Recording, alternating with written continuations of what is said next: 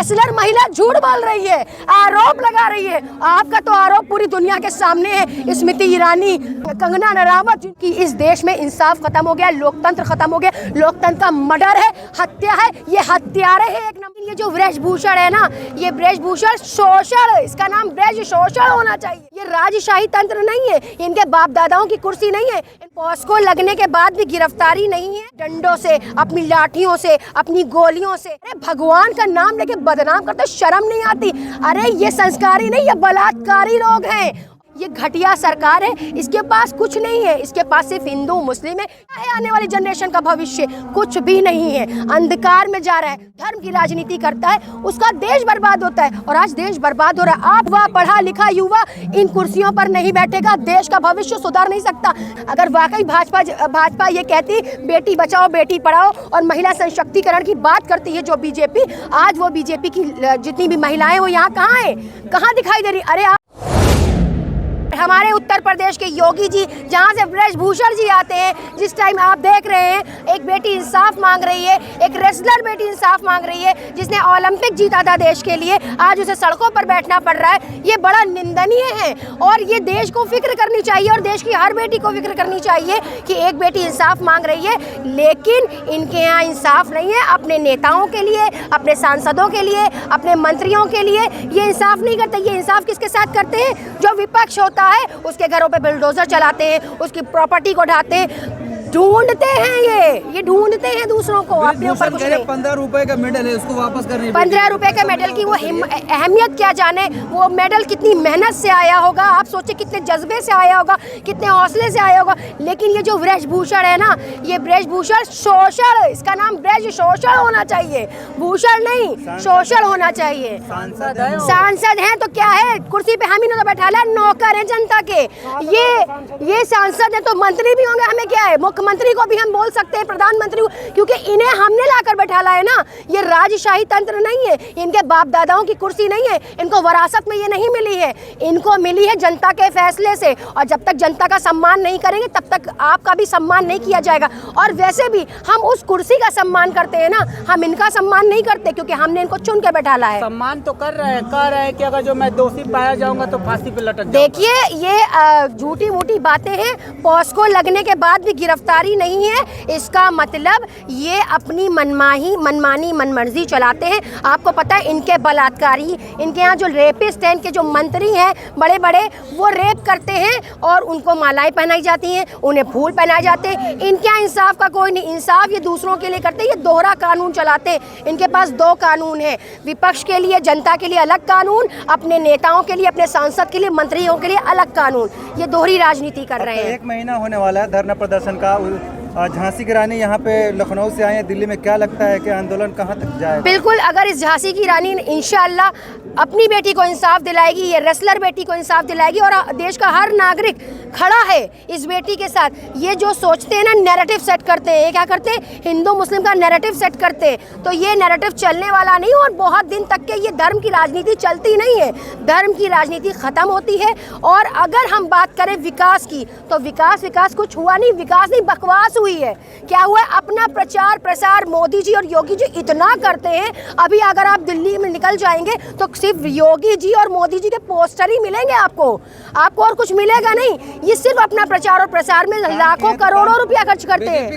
आंदोलन जीवी बैठे हुए हैं जंतर मंतर पर। आंदोलन जीवी, उनकी नजर में ये आंदोलन जीवी है, लेकिन हम लोग भी भगत सिंह और अशफाकुल्ला खां जैसे लोगों की नस्लों में से हैं। हम हटने और टलने वाले नहीं हैं। इनको क्या लगता है कि ये जो है हमें डरा देंगे अपने डंडों से, अपनी लाठियों से, अपनी गोलियों से हमें डराते हैं? हम इनसे डरने वाले नहीं। हम हिंदुस्तान की जनता हैं, ये समझ ले। हिंदुस्तान की जनता इतनी कमज़ोर नहीं है, ये अपनी बात मनवाना जानती है। आपको पता है 13 महीना किसान हमारा धरने पर बैठा था और कितने किसान मर गए? 700 से भी ज़्यादा किसान मरे थे। उसका जवाब देगी मोदी सरकार? मरने वालों का जवाब देगी? क्या उनकी जिंदगियां वापस ला पाएगी? क्या उस बीवी का सुहाग वापस ला पाएगी? क्या उस माँ की औलाद को वापस ला पाएगी? किसी बहन के भाई को वापस ला पाएगी? 700 से भी ज्यादा वहां पर लोग मरे थे। मेरी तपस्या में कमी रह गई थी। उनकी तपस्या भंग हो चुकी है, उनकी कोई तपस्या नहीं है। वो कहते हैं, वो झूठी झूठी बातें करते हैं, राम राज, बजरंग बली। अरे भगवान का नाम लेके बदनाम करते, शर्म नहीं आती?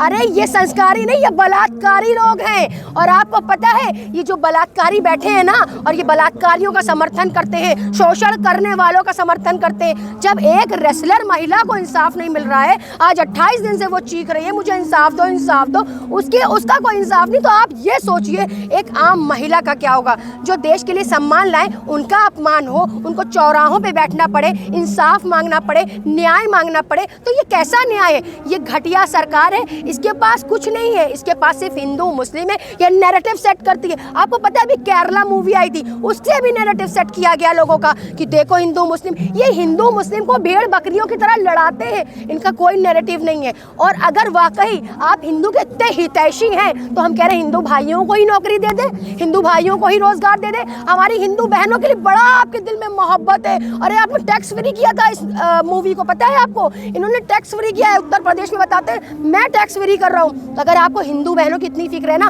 तो हिंदू बहनों को ही रोजगार दे दीजिए। अरे छोड़िए, सब छोड़िए, डीजल पेट्रोल हर चीज महंगा है, आदमी तरस रहा है। घर देके, बच्चे देके, रोजगार देके, बच्चों की शिक्षा देके, क्या है आने वाली जनरेशन का भविष्य? कुछ भी नहीं है, अंधकार में जा रहा है। जो धर्म की राजनीति करता है उसका देश बर्बाद होता है, और आज देश बर्बाद हो रहा है। आप सारे ही लोग खड़े, आप लोग यूट्यूब चैनल चलाते हैं और अपना पेट पाल रहे हैं। हकीकत तो यही है, रोजगार इसी से आपको मिल रहा है। कौन सा आपको मोदी जी ने रोजगार दे दिया? कौन सा योगी जी ने आपको रोजगार दे दिया? जवाब दे। राशन दे के काहिल बना रहे।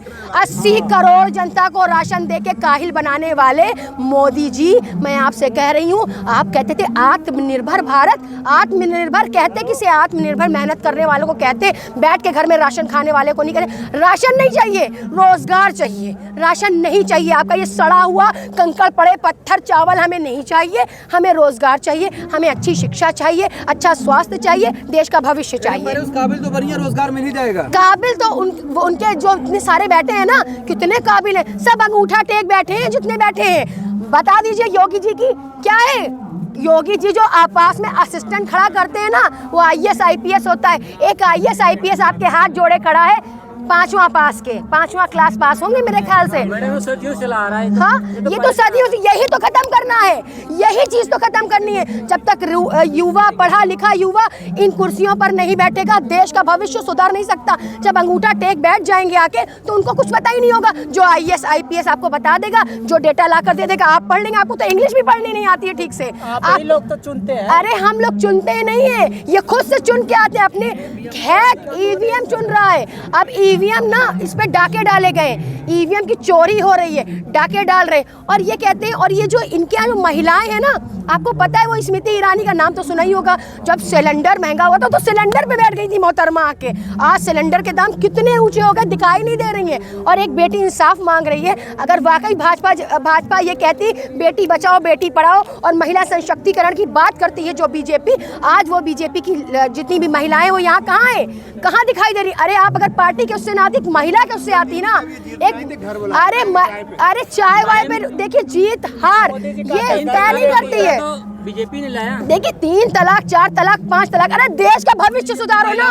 किसी के पर्सनल मैटर में घुस के उसको नहीं सुधार सकते। देश में रोजगार चाहिए, रोजगार। और एक चीज मैं और बता दूं, ये जो कहते हैं ना कि हमारी पार्टी के लोग संस्कारी हैं, संस्कारी नहीं बलात्कारी हैं।